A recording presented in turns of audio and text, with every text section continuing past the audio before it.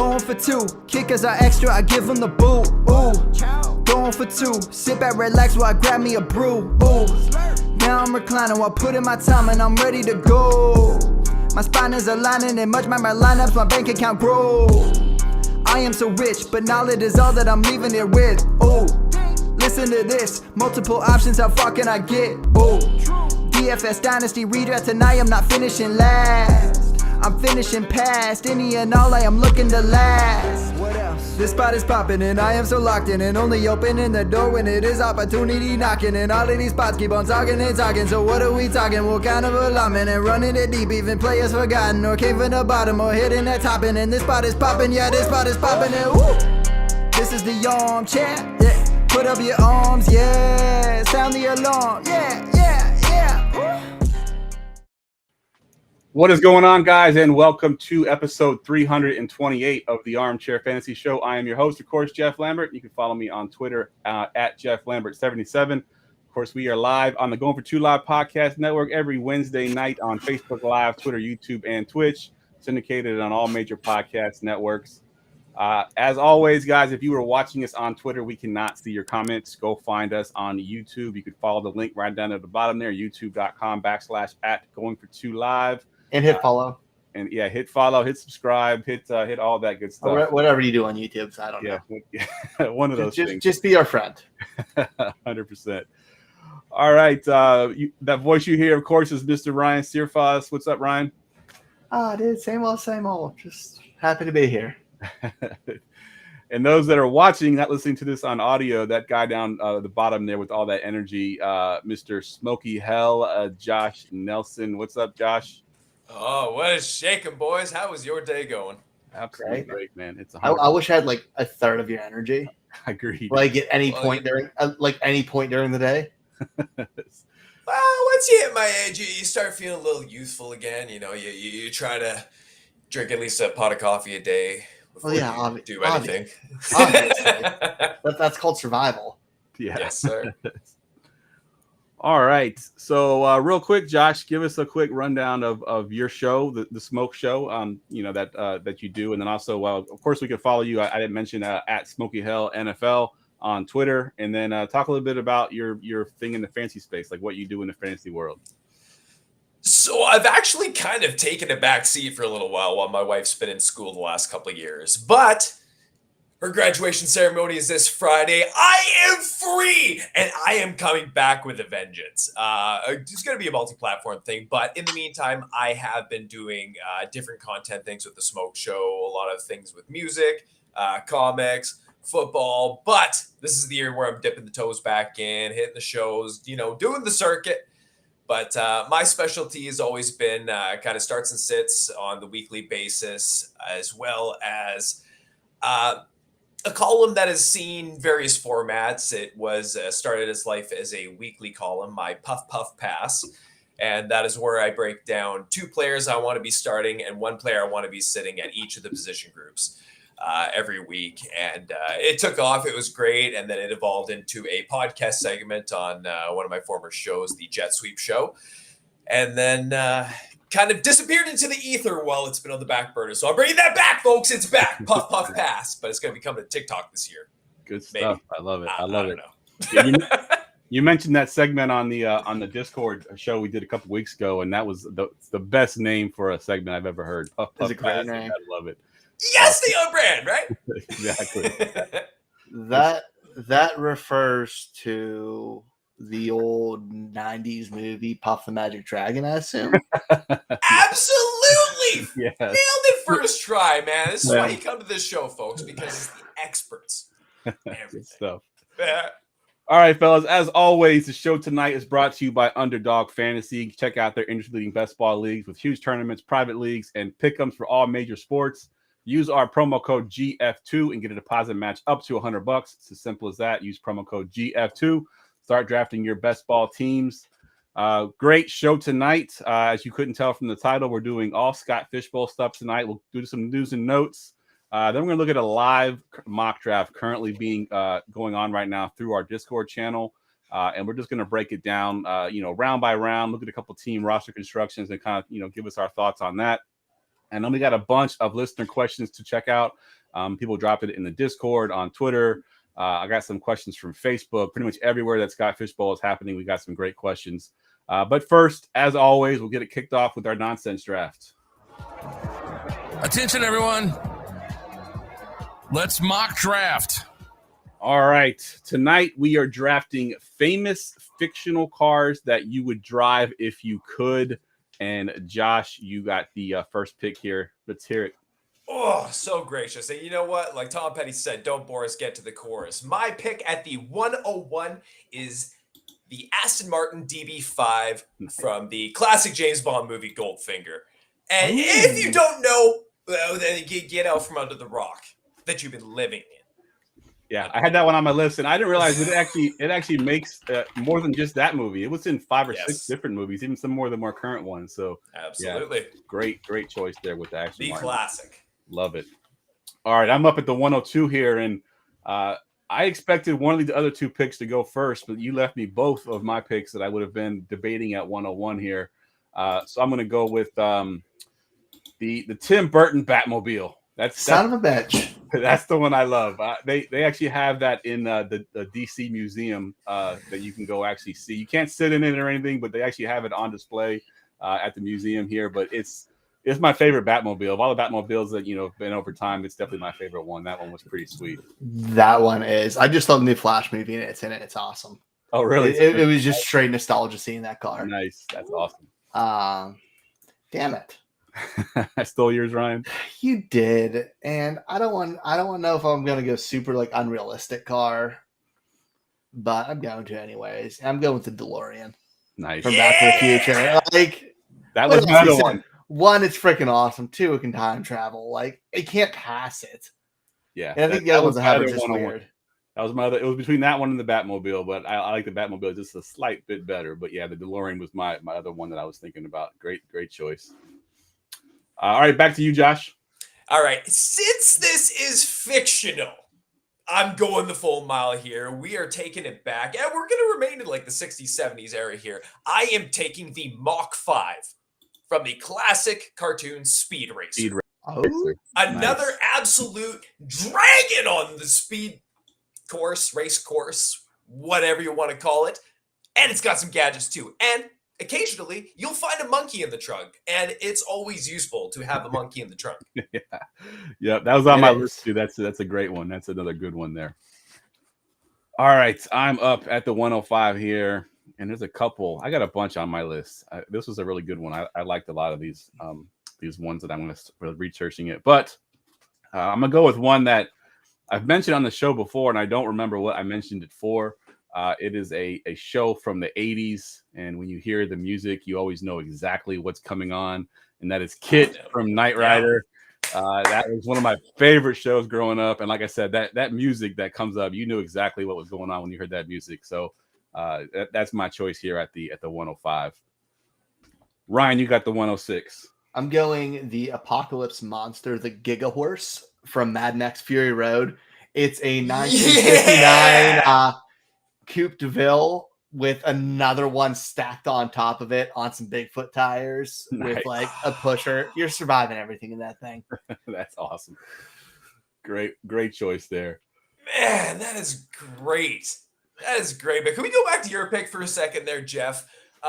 So your second pick of the draft, you're going to have Mr. Feeney narrating your car experience. Yeah. Wait, that was Mr. Feeney? Yeah, man. Kit was Mr. Feeney. I did not know that. I didn't know that either. That's a good. What do you know? But the first 2 were all about class, elegance, speed. This one's all style, baby. Give me the Mystery Machine from Scooby-Doo, baby. Yes, and that fits you. That definitely fits you. You do a lot of puff passing in the back of that thing. My content machine. The content machine. I love it. All right, I'm up at the last pick here. Let's see. I went DeLorean. I went Kit from Knight Rider. Let's see. Should I go with nostalgia or should I go with something a little more? All right, I'm gonna go with something that it was actually my daughter's choice, and I thought it was a pretty cool choice, so I'm gonna go with it. Gru's Evil Machine is what they call it from Despicable Me. That big ass thing that he drives around in. Yeah. That would be pretty badass to drive up in that thing. So I'll go with that one. That's my my more current of the three choices that I had here. I dig it. All right, Ryan, close this out here. I was gonna go with any car from the Fast and the Furious, but that's too unrealistic. And because I think I went a little bit too. I think that takes it a little bit too far. DeLorean is much more realistic than that. So I'm going with the Ecto one, just because Ghostbusters was my favorite as a kid. Sweet. It was so badass. I want that 8 miles to the gallon of that just tank driving through the streets. Yeah, that was on my list as well. That's a really good one. I had a couple other honorable mentions. I thought about the Dukes of Hazzard's General Lee. That's a show I watched back in the day. The A-Team van, that was pretty badass too. Yeah. Is the DB5 the one that also goes submarine mode? By the way, your first pick. No, I believe that was a Roger Moore one. That was more of a conical nose. Okay. Yeah, Jamie said Herbie in the chat. I thought about Herbie. I couldn't pull it off. I don't know. I couldn't get it. Oh, it was a Lotus. Yeah. There you go. Oh yeah, he's talking about Christine from the Stephen King movies, the murdering vehicle. I like that one too. You ever see that one? It was a car that basically killed people. It had a mind of its own and would just run people over. And they named it Tesla? No, it's called Christine.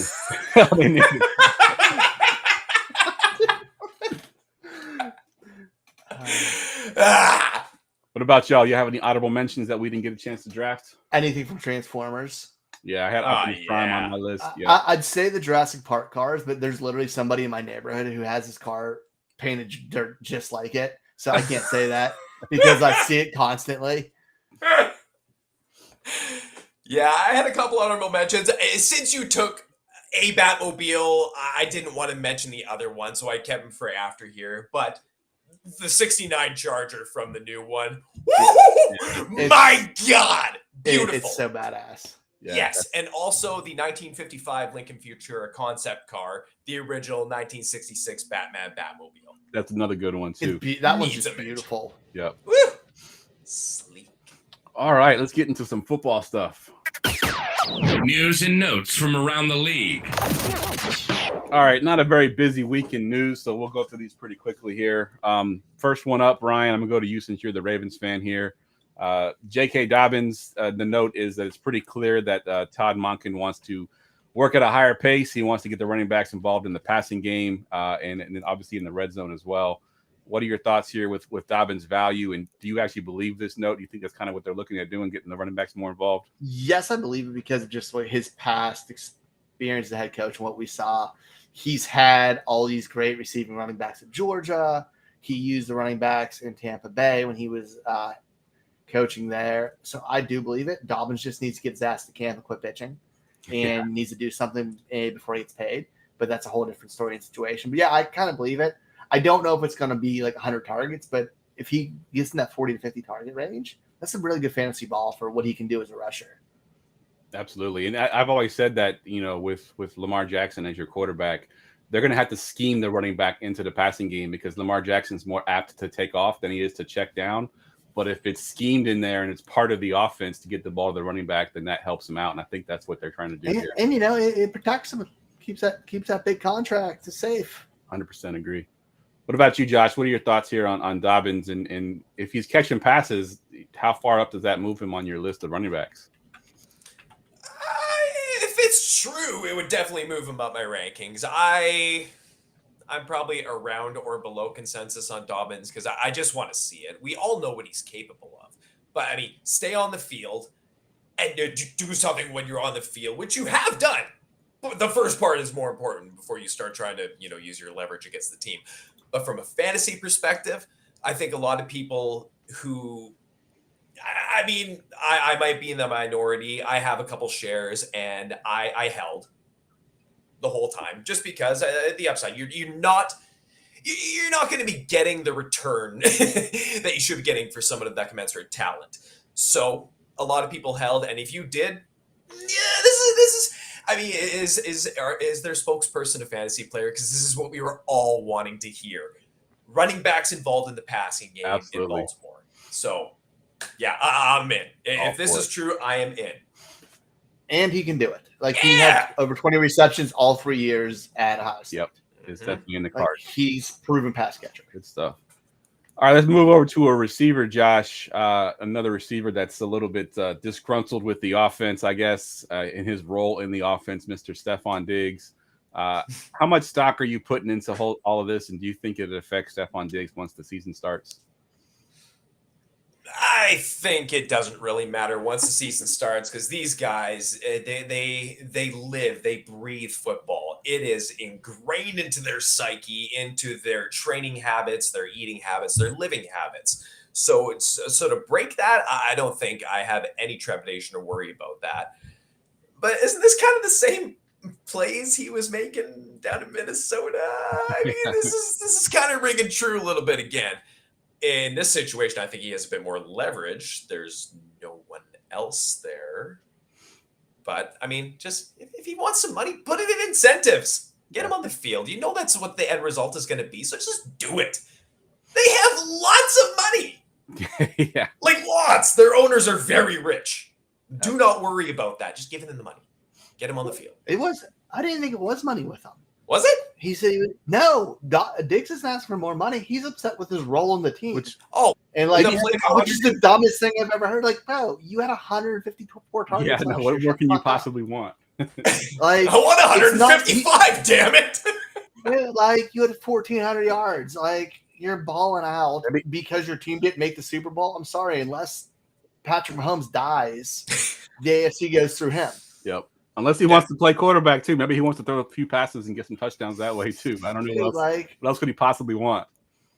You're gonna be the top 3 most targeted guys in the league. Just shut up and play.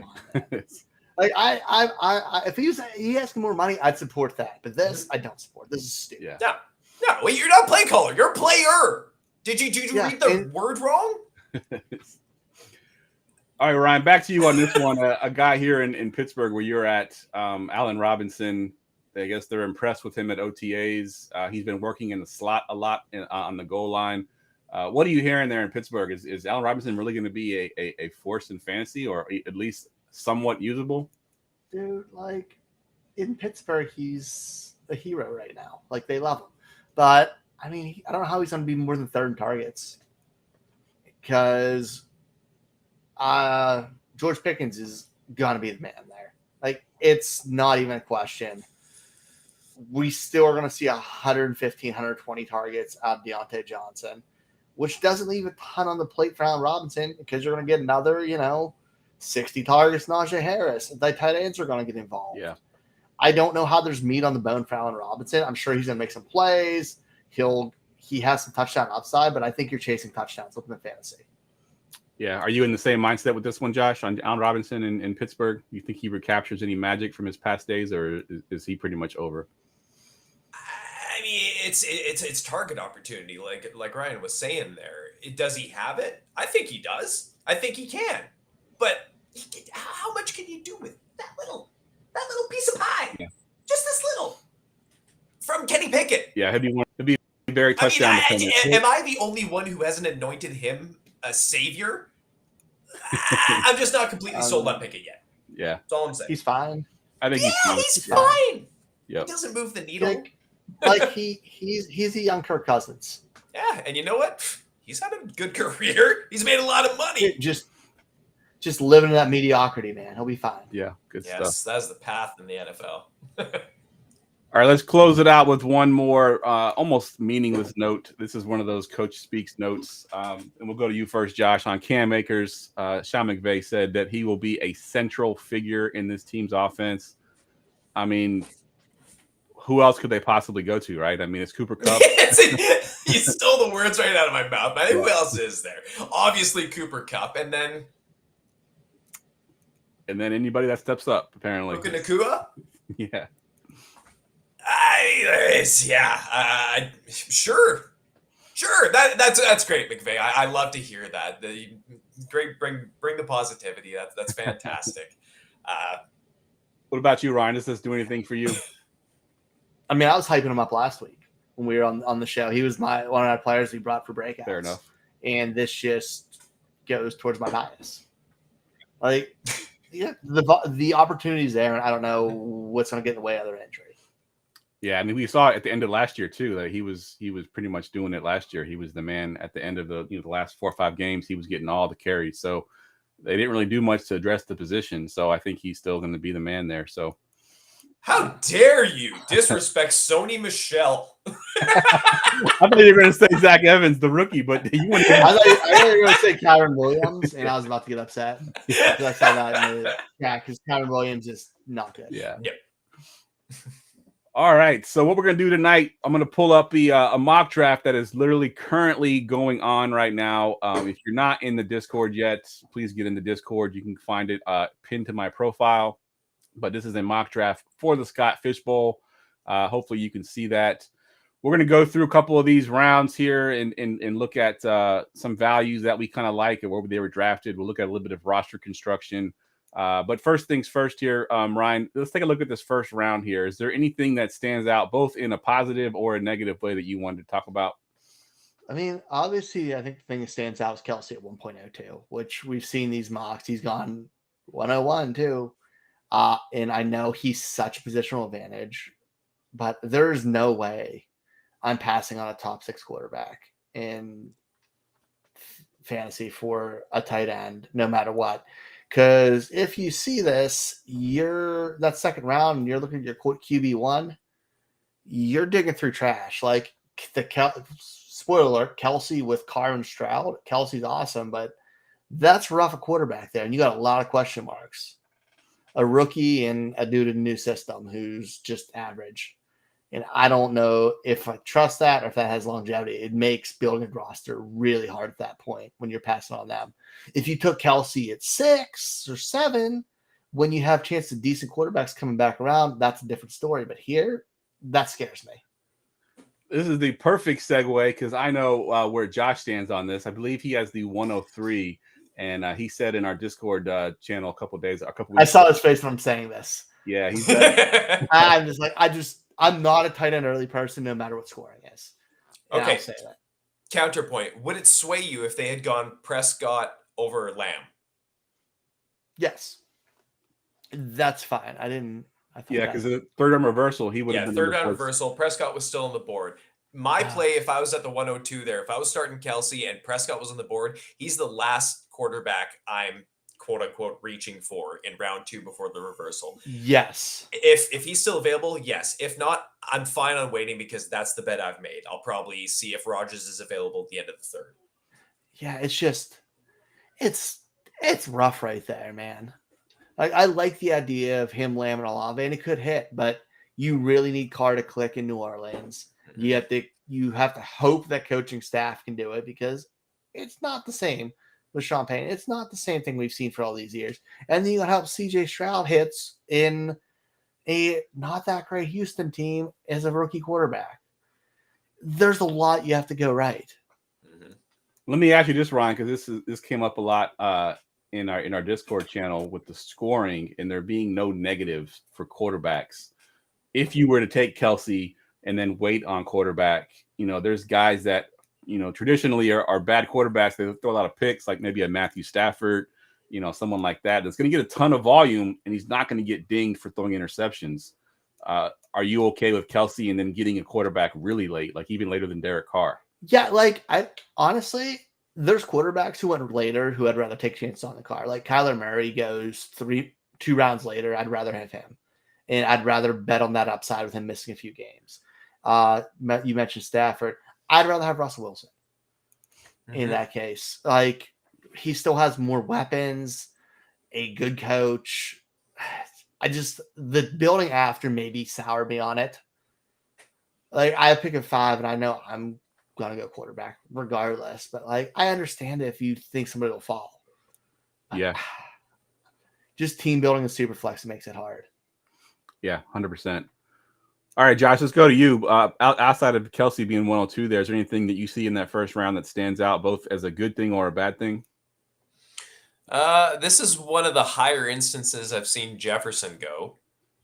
That's curious. But one thing that stands out while we're on the receiver topic is right around the end of the first round there at 111.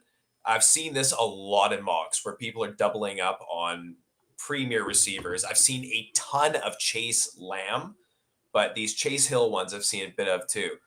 But it's primarily just those three guys that I'm seeing in that combination. It's always the 11. It's always the 11 spot. Yeah, it's like almost exclusively the 11. It's never 12. It's always 11. So weird. Yeah, it's a good call. And something that somebody pointed out to me, and I haven't gone to verify it yet, but someone said that in this scoring, if you take last year's stats and put it into this year's scoring, not a single receiver was in the top 12 in scoring last year. Not a single one. They were all outside the top 12. So that's something to consider as well. I think if you look at the 13 through 24, there's a shit ton of receivers stacked in that second tier. But as far as top 12 receivers, not even Jefferson was the top 12 in this scoring last year. So just something to think about. All right, let's move into the second and the third round. We'll just kind of combine those two together with the third round reversal. Ryan, is there anything in this round as far as value or someone you think they've probably reached for a little bit?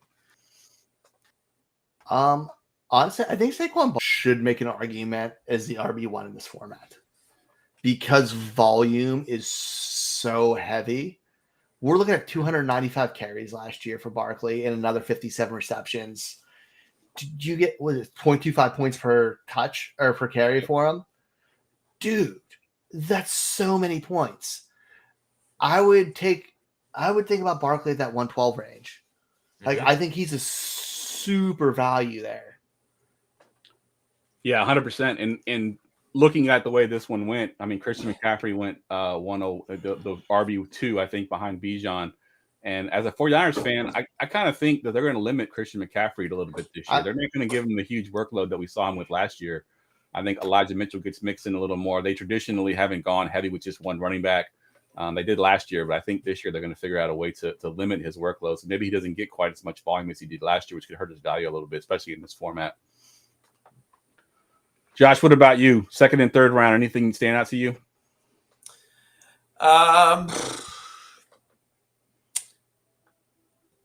The order of, we were actually talking about this in the 103 chat today, the order of the running backs in the third round after the reversal there. Jacobs, Chubb, Henry. Where do you guys sit on that order? Who do you take first, second, third?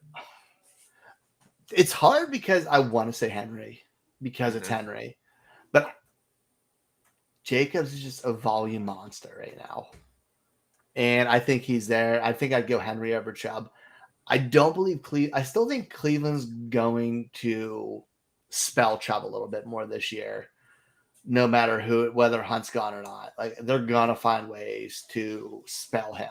So I think Henry's got that locked volume. But I'd probably go Jacobs, Henry, Chubb.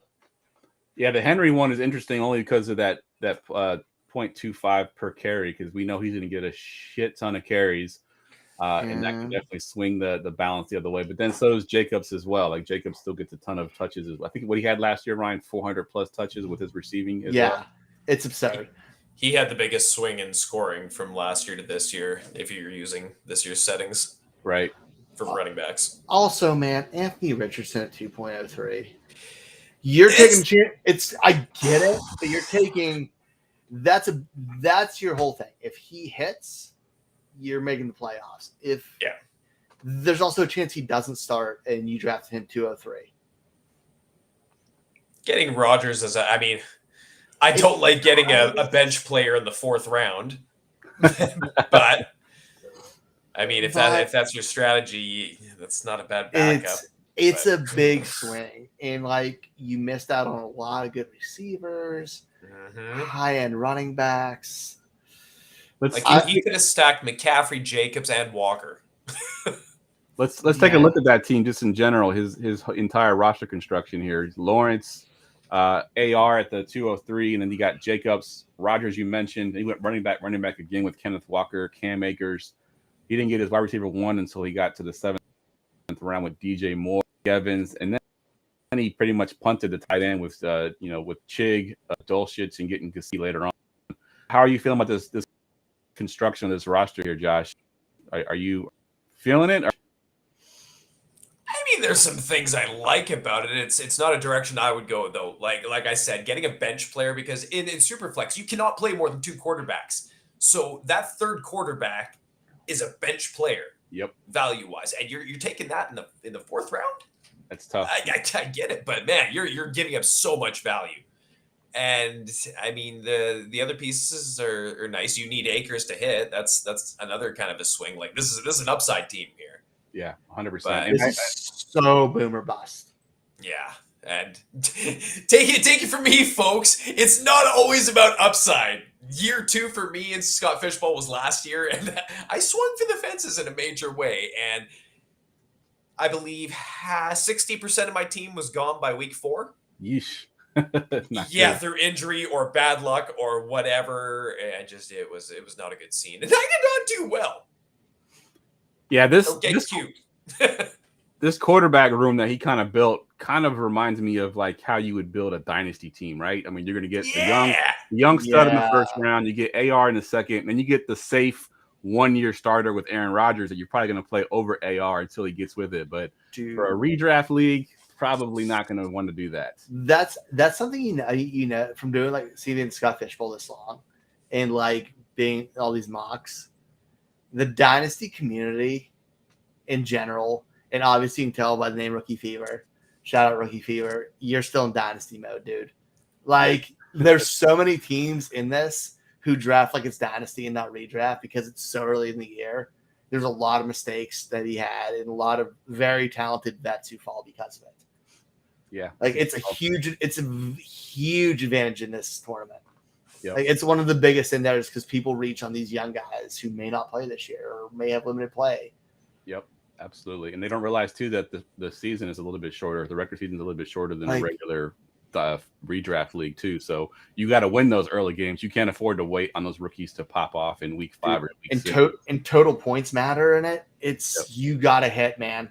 Your first, like I know a lot of people say the draft's won late, but the first rounds and your key players have to hit. Absolutely. Let's see. There's one more roster I want to look at here, and only because he's been in pretty much every mock I've done, and I'm just curious to what your thoughts are on his build here, Mr. Cantaloupe FF. Jordan. Yeah, he's been in pretty much every mock that we've done, but he goes Burrow at the 107, then he gets Eckler and Henry, gets Kittle in the 4th, then gets a second quarterback Russell Wilson in the 5th, and gets some receivers Keenan Allen, Jerry Jeudy, Addison and Cooks with Dalvin Cook mixed in the middle there. I'll go to you first, Josh. Give me your thoughts on his roster build here. I mean, it's pretty similar to how I'm attacking, just in a slightly different order, but it's balanced. I actually really like this build. Burrow, Wilson. I mean, Purdy is a steal, and he's probably going to rise in value a little bit before then. But I really like this. You can basically put Cooks in as your wide receiver 3 there. Addison is probably going to be great in the second half, but don't expect fireworks in the first 4 weeks. But yeah, I mean, Kittle, I love Kittle. Love George Kittle. Hate the 49ers. Love George Kittle. He's great. You hear that, Ryan? He says he hates the 49ers. Ryan gives me a hard time. I'm a Niners fan, and I always. Well, we're not. I know, and I'm sorry. I tried not to say it, but as a Cowboys fan, it's all right. The month's not over yet. You'll still get your 49ers fan probably next week. It's one a month. I don't. It's okay. One a month. But it's good, and like the juiced up scoring for tight ends. I like grabbing Schultz as a tight end too, and flex player because. I mean, if there's going to be troubles down in Houston, the rookie's going to get bailed out by his tight end. So, yeah, good call. What about you, Ryan? Volume, yeah. What's your thoughts? I think this team's super safe. Like this is a playoff team. Later on, like if you need Addison and maybe somebody else to hit later to make it deep in playoff runs, but you're making the playoffs with this team. Like this team's barring something catastrophic, this team's making the playoffs. That's so safe. That's something that people don't realize in the Scott Fishbowl sometimes is because of that's the scoring part of it. People always want to aim for the upside, like, it's 3,000 teams or whatever the number is this year. I got to have these crazy upside guys to make it. The first part of it is you got to make the playoffs, and having a solid team that's just going to score a lot of points every single week is definitely a good way to get into the playoffs. I did that last year. I've done that. I've made the playoffs last 3 years, and I've had I made the semis last year. I was like 5 or 6 points away from making it to the finals, and my team was just solid. Like I took chances late, like 7th round on, but I just went the best player available no matter what early, and it worked. Like it's just about scoring points. Yep, good stuff. Josh, remind me, you're a 103, right? That's what you pick.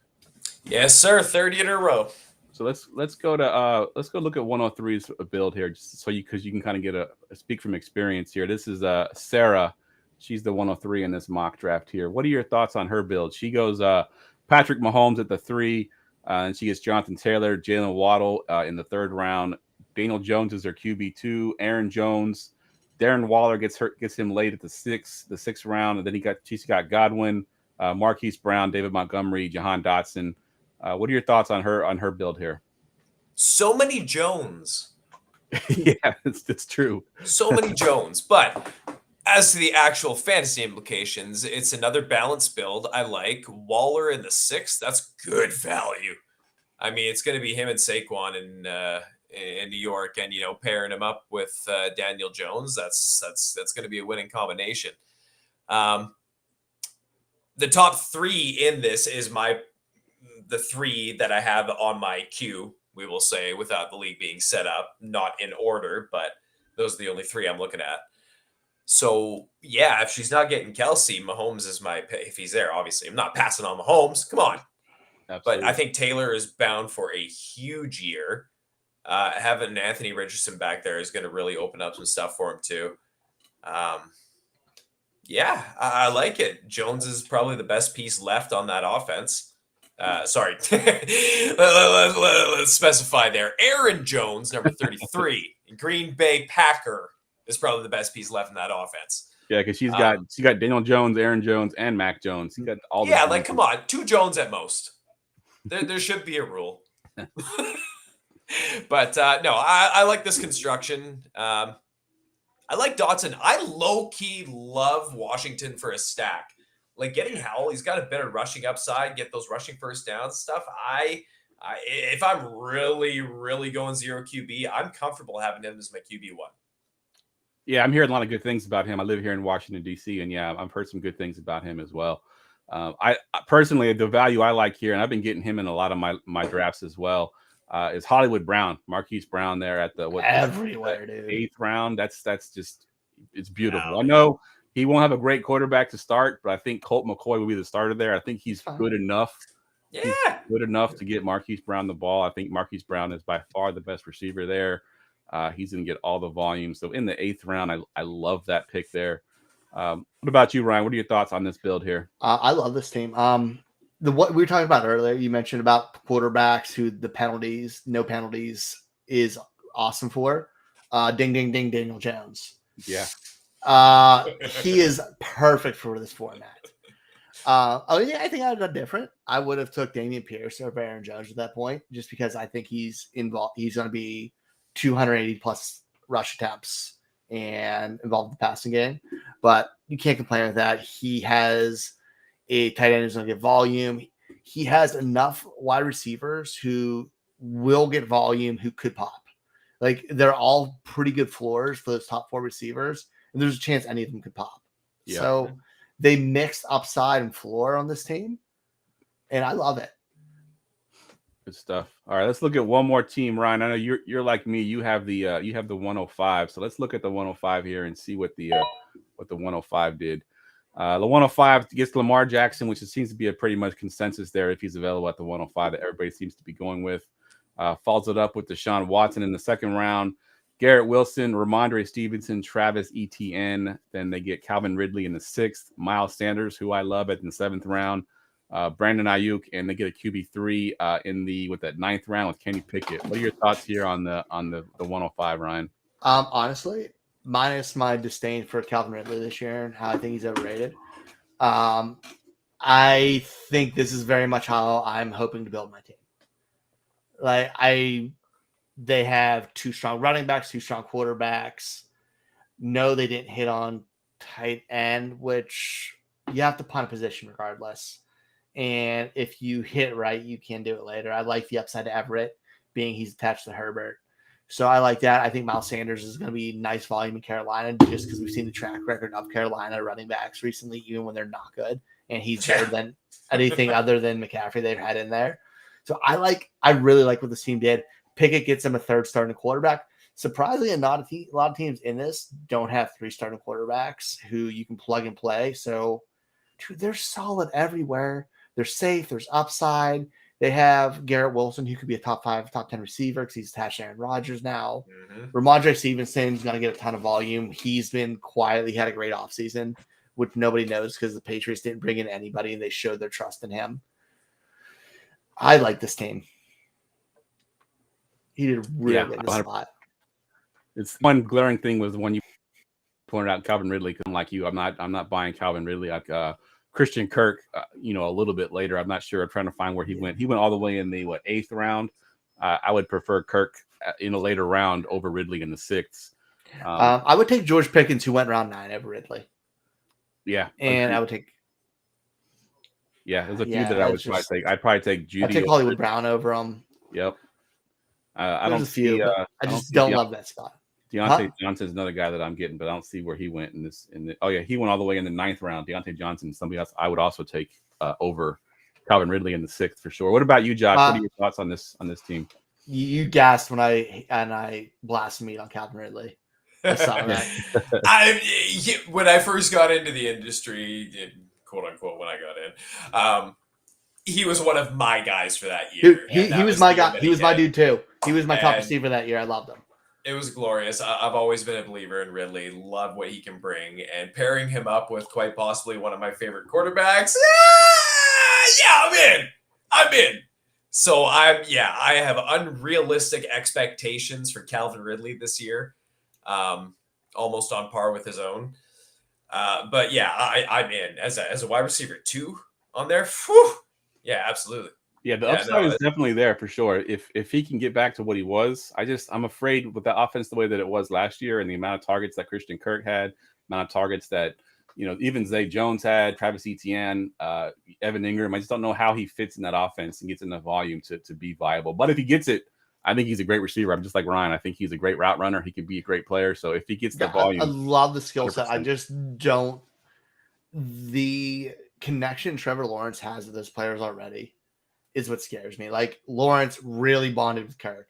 For some weird reason, he really bonded with Zay Jones. Evan Ingram hit late with them, got target late. Etienne's good in the pass game. That's my fears. I don't know how he gets over 90 targets. Okay, and I don't want that as my wide receiver to go for it, dude. I'd love to hear it. Counterpoint. You are listing every one of their players. He is so good. He can make that rapport with any player. And with a skill set like Ridley, I think it's inevitable. He's also been off 2 years. No, I completely see the opposite of this. And like I said, my expectations are unrealistic in this situation. I honestly hope he hits because I love the player. I've had shares I've been sitting on. But the shares I'm sitting on are the shares I want to have because I'm not overdrafting them. Yeah. I wasn't trading him during that time because I was going to get lowballed, but I'm not drafting him higher than I think his perceived value is for me. Oh, absolutely. Yeah, I see that. Fair enough. All right, let's get to some listener questions. Go ahead. Ask me anything. All right, so we got a bunch of questions that rolled in here, so we'll try to get to as many as we can.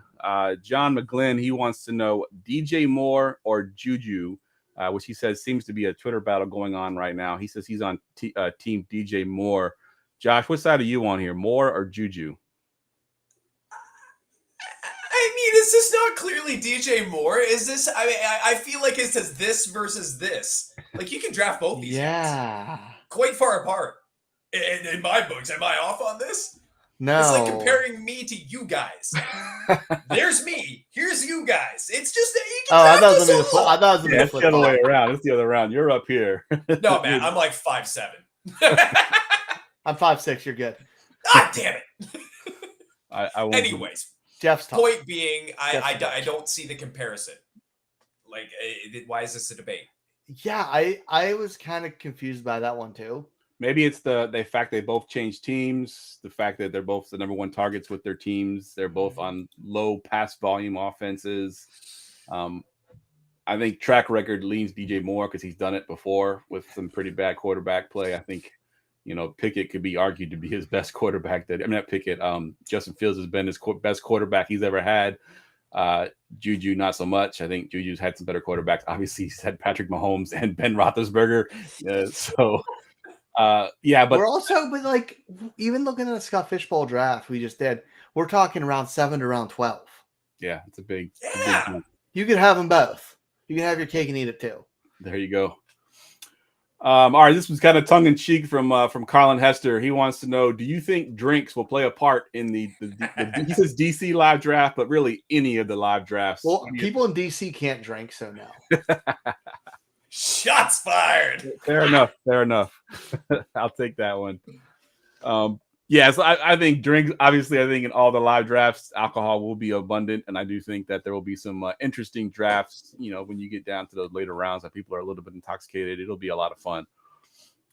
All right, let's get to a real question here from Jordan Woodson. He's got a two-parter here. One, he wants to know what draft spot and division did you choose and why, and then which player or position is impacted both positively or negatively by this year's scoring settings. I'll go to you first, Ryan.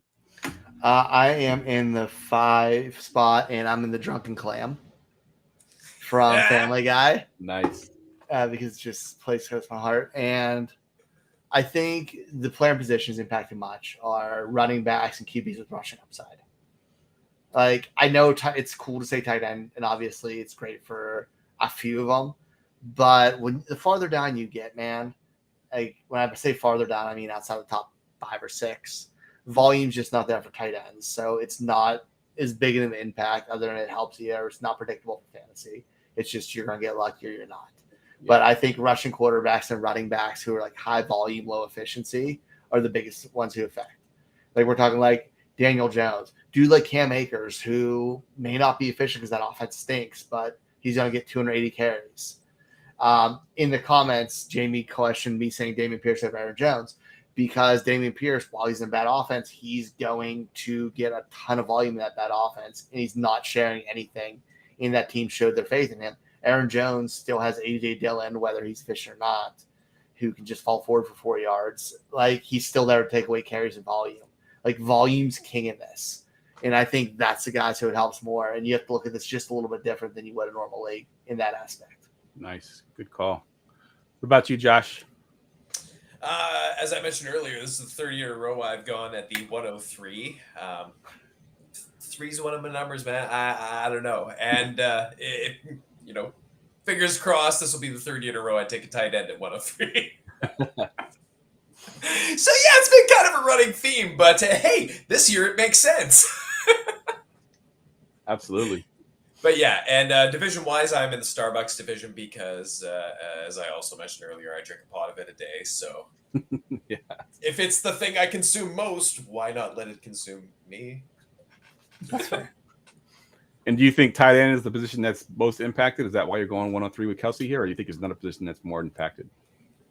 I wouldn't say that I am the most normal of drafters.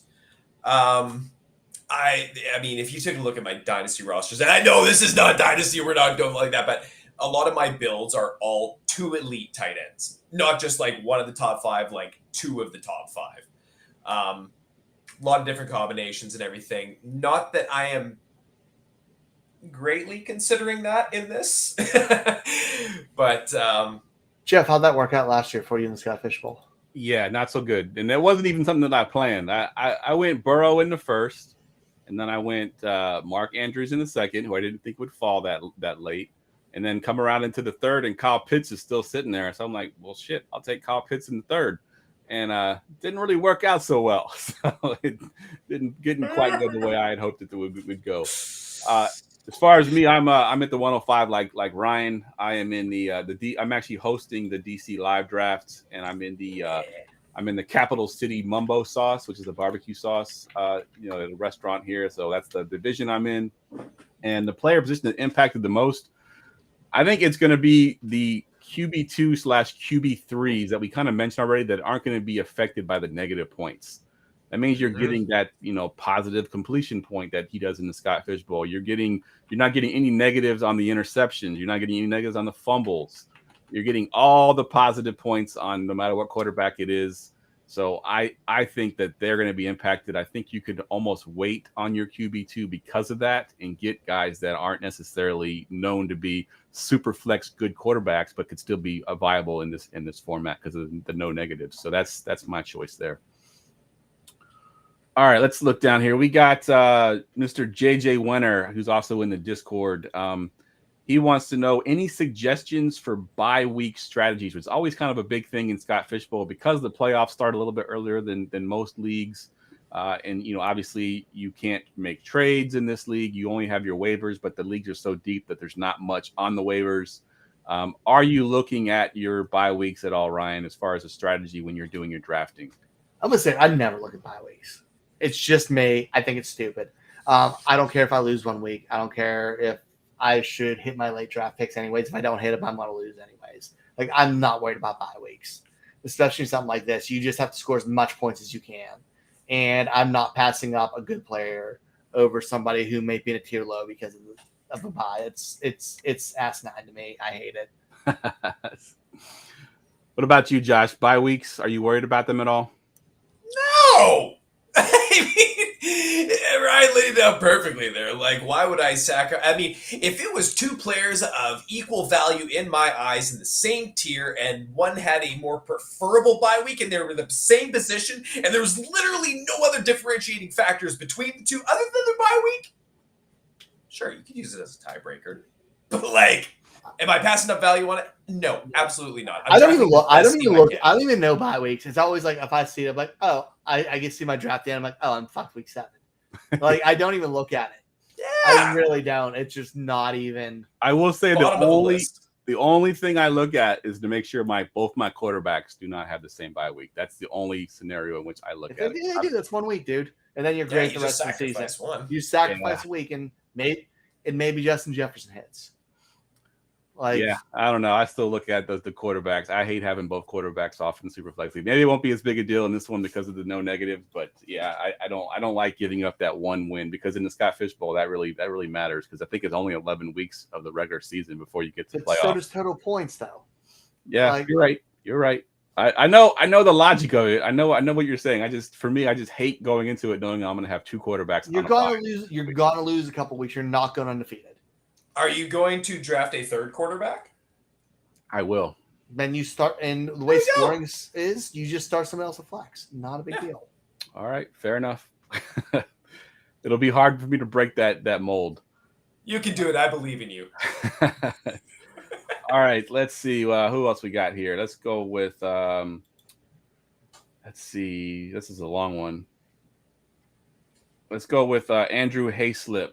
Let me see. Read the whole thing here. To that same end, it might be interesting to discuss the lack of negative scoring, which we kind of talked about a little bit. But let's get more in depth into it, Ryan, because I've been the one kind of mentioning it. QB, going with the Stafford or even a Love late. What are your thoughts with the no negative scoring on the quarterbacks? I'm cool with it as my QB2. Like, I'm picking top. I'm picking at 5, so I know personally I'm gonna have 2 quarterbacks. Like, I'm going to have an elite quarterback, but you know what? If that lets the talent drop and I can take a chance later on somebody with more upside, I am. And with no negative scoring, I am switching very much towards running quarterbacks. Like, I want that rushing upside with the scoring system in Scott Fish Bowl. So I'm looking at, like, maybe Desmond Ridder later. I'm still looking at Kyler Murray. Yeah. Bryce Young has rushing upside. I don't like Jordan Love, but Jordan Love has rushing upside. I'm looking at guys with the running upside later in the drafts, my QB2, if I'm waiting on QB. Yeah, good stuff. What about you? What's your thoughts here, Josh, on the no negative on the quarterbacks? Oh, he didn't have his headphones on. Sorry, I was fixing my hair, y'all. Oh, good. What are your thoughts on the no negative with quarterbacks? I love it, but as Ryan said, as a QB too. If I luck into Kelsey like my plan is, and say I get like a Dak Prescott at the end of round 2, perfect. Then my target QB2, if I'm going really late, is Ritter. As Ryan said, if I can get that, I mean, you can get an Atlanta stack that is so cheap, but man, if they start hitting, I mean, yes, I don't want to go total upside on my team, as I mentioned earlier, but if I'm getting Ritter, it's not to be my QB1. Yeah. A So Ritter Drake London stack would be nice. Yeah. Because I've gotten London's that in going to get almost targets. all my mocks. Yeah, that's a good call. It's an easy one to get. It's an easy one to get. All right, this next one here is from the Discord again, Mr. Coley Cole. He wants to know, how early do you think get your guy strategy and or draft choice, and how viable can that thinking be? And I'll answer this one first, and I'll throw it to you guys. And this is just my thought. This is my 6th or 7th year in the Scott Fish Bowl, and my thinking is this is a charity league. This is a league that you're wanting to have fun. The real motive is to get to know people in your division. So if I'm going to do that, getting my guys what I want to do. Like if I'm going to be rooting for guys in a charity league, then I want my guys, even if it's not necessarily the quote unquote pick that everybody thinks I should make. I want my guys on my team, just to have fun and just to be able to root for those guys during the season. What are your thoughts, Josh? I mean, how many? Just for those who don't know, how many teams win the Scott Fish Bowl? Just one. Exactly. So if you are that one team, wouldn't you want to do with at least one of your guys? I mean, don't pull a me last year and draft Kyle Pitts at the 103. There is such a thing as going too early. That being said, if I am staring down Kyle Pitts at the 403 this year, That's fine. it's going to be really hard for me to pass him. But the thing is, I got a lot of guys that I like. So I'm down to at least get one of them. Fair. What about you, Ryan? What are your thoughts on getting your guy? I don't play fantasy for players I like. I really don't. I just play fantasy because I want to try to win as much as I can. And get players, if I think a player's going to be good over somebody else, I don't have no problem taking them higher than he should be to make sure I get them. But just because I'm a fan, don't really care that much. I'm in enough leagues that I'm going to have them somewhere. Yeah, I think we're if you're listening to fantasy football at this point of the year, you're in enough leagues where you already have your guy. Don't reach unless you have to. If you're listening to fantasy football in freaking June, you have your guys on your team because you're in 26 leagues. Yeah. And I think the three of us are a little bit, because we kind of do this, not for a living necessarily, but we do it enough that our guys typically end up being the guys that you want to draft. But if your guy is, I don't know, Baker Mayfield, I don't know if you want to go out and switch your guy. If your guy's, because we have a friend of the podcast, Mr. Shane, he loves Baker Mayfield. And if Baker Mayfield is your guy, I don't know if that's the guy you want to go out and get. So, but I guess it's, Baker Mayfield might be good in this format with no penalties for interceptions, and that team sucks. He might throw the ball 700 times this year. Yeah, it's fair. He might be okay. He does have Evans and Godwin as well. He does have Edwards and Godwin and no defense. Yeah, he might be in all right shape. There you go. Go get your guy, Shane. And get Baker this year, but get him late because nobody else is going to get him. Exactly. God bless. All right, let's do one more question here, and we'll do. Jamie actually has a question. He was in the chat today, so I want to make sure to get to his question. So, with Kelsey possibly going with the number 1 pick, or at least in top 5 picks, where are you comfortable taking the next tight end off the board? And I think he means not necessarily what you're taking your second tight end, but where is the next tight end going? Whether it's Mark Andrews or whether it's TJ Hawkinson, where do you think that he goes in that respect, Josh? Number 2, after Kelsey, honestly, every mock I've seen, it goes too early for me. I'm seeing early to mid-second round, and I'm just if I'm not getting Kelsey, man, I'm out for at least a couple rounds. Yeah. What about you, Ryan? Yeah. Andrews probably round 2 works. Hawkinson maybe 3. I'm personally not doing it, but I'm okay with that. Dude, honestly, if Andrews comes to me at 105 and I can stack him in Lamar, I'm going to do it.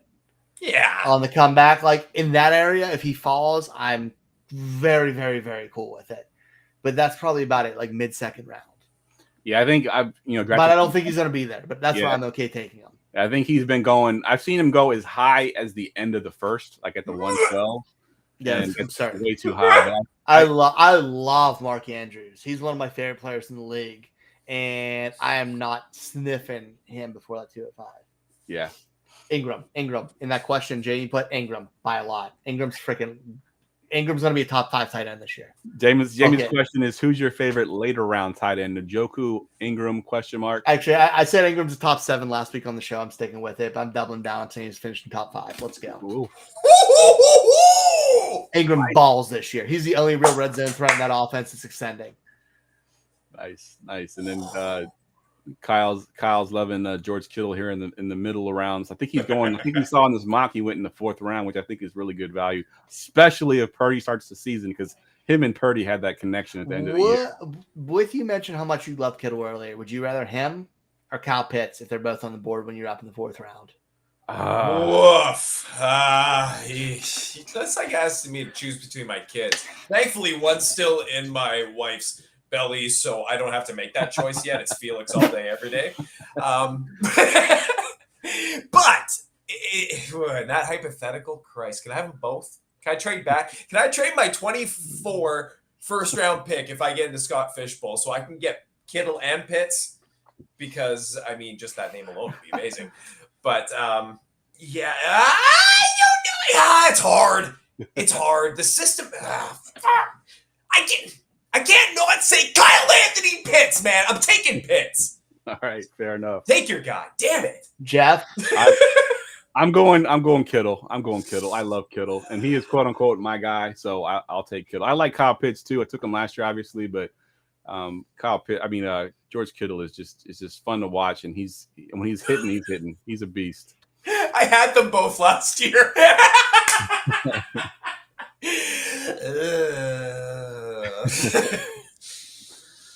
All right, let's get to our last segment of the night. Get ready for goingfor2.com's Forgotten Fantasy Player of the Week. All right, Josh, you got the floor. What you got for your Forgotten Fantasy Player? Okay, gentlemen, this guy. I've given half of that answer away, so you know this is a guy. He played in the NFL, not a super long time, but long enough. Okay. Clue number 1. This man was the first player in Oklahoma history to score 4 touchdowns in the first half of his debut game. Oklahoma. DeMarco Murray. God damn it! Boom! 1 clue. Let's got go. some good clues, man. Nice. Good call. I would have never. Yeah, that was a juicy one dangling out there. Well played, Ryan. My good stuff. hats off to you metaphorically, because I'm not messing with that hair again. Damn. Good stuff. Good one. I had a. I don't know college for the end football, so that was definitely out of my league right there. If anyone's gonna get it, it was gonna be Ryan. Good pull. Good job. What other clues did you have? I'm just curious. I'm proud of that one. Let me hear some of it. Okay. See if I would have ever even gotten Clue number 2, as if nothing just happened. He has 5 records at the University of Oklahoma, where he is now the running backs coach, including touchdowns and all-purpose yards. He also holds the single-season rushing record for one of the NFL franchises he played for, despite that team having 2 other running backs in the Hall of Fame. And this is the one that was the juiciest, because I knew you would have got this one by now. But in his first game as the second-string running back, he put up 253 rushing yards, breaking the franchise single game rushing record, the second longest touchdown in franchise history, 10th most rushing yards in a game in NFL history, second most rushing yards in a game by a rookie in NFL history, the second longest touchdown run on a player's first career rushing touchdown in NFL history, and the most rushing yards allowed by a single running back in one game in their opponent's franchise history. That would be the Rams. But you've gotten that, Jeff. I wouldn't have gotten into that last one. The last one would have been I would have been in the range, but those first 3 with the college teams, I was at a loss with all those. I would have never. Yeah, that's why I kind of eased into it. But man, Ryan, boom! Out of the park, man. Yeah, that was good. Good stuff. Dude, I've been wanting the one clue, one bad. Yeah. I've been wanting it. I have my one clue hit. I forget. It was Taysom Williams, I believe, is who I got done with. I feel like mine was a real one, not just because I had that player on my team. It's a little more legit. Still counts. All right, guys, that wraps the podcast up. Let's go around the room real quick. Give us your Twitter handle, plug anything you're working on, whatever you want to talk about. We'll go to you first, Josh. Oh, well, thank you. And thank you for having me on, man. This is an absolute hoot. As you can see, if you scroll down with my finger here and follow it over to my immediate left, there is Smoky Hell NFL. That is my handle everywhere. I'm not really at too many places, but I'm at some places, and that's how you find me. My content is going to be, going back on some football stuff, but I also do everything. I mean, if you have not noticed, I have ADHD. I'm kind of all over the place a little bit.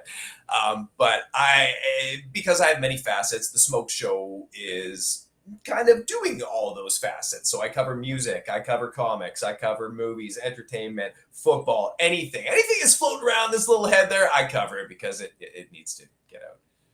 But yeah. And Jamie wants to see you on some more of our podcasts. And it looks like I think Kyle had you on last Thank year. you. Kyle had Kyle's you a on. man. I love Kyle. Good stuff. Brian, what you got going on? Find me Twitter Foss534. Find me here. Find me over at the Rookie Big Board. I'm actually doing a guest spot tomorrow with Gladys. Talk some fun stuff there, some non-football stuff, which is cool. Oh, yeah. So that's fun. That's fun for a change. Just anything I ever talk about. So I'm pumped about that. But yeah, I'm around. Good stuff. Yeah, that podcast that Ryan's alluding to is called No Particular Order. It comes on every other Thursday. Gladys does an awesome job with that show, so definitely check that out. I forgot what I agreed that I was talking about, but I think it's something movies. Yeah, it's like, cool. Was it Westerns or I saw a picture of the It's definitely not Westerns because I don't know shit about Westerns. Tombstone 101. yeah, that's 101, 102, and 103 for me because I don't know if I can name too many more than Tombstone. There is no other movies. Tombstone is the only movie that's ever been Oh made. shit, we are doing Westerns and crime movies. That's fine. We'll figure it out. I'm not good at Westerns and crime, but I know enough.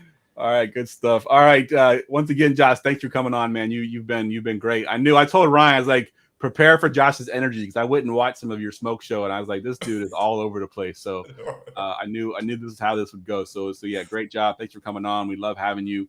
As far as what I got going, guys, if you're not in the Discord for Scott Fishbowl, get in there. It's really easy to find. Go to my profile on Twitter. Go to goingfor2.com. There's a link there as well. If you haven't already, we have a charity through GoFundMe that donates to Fantasy Cares. So please go find that. Also in the Discord, also on my Twitter account as well. We're up to, I think, $1,350 last I checked. Last year, we donated $2,222 on the podathon. So I'm hoping to beat that number this year. So please go find that on the Discord. And that's really it, guys. It's all about Scott Fishbowl right now. We got some great guests coming up here pretty soon. We got Joe Pisapia next week. And we got some of our previews. Our division previews start in July. So for Josh, for Ryan, I'm Geoff. We will see y'all next week. Bye-bye.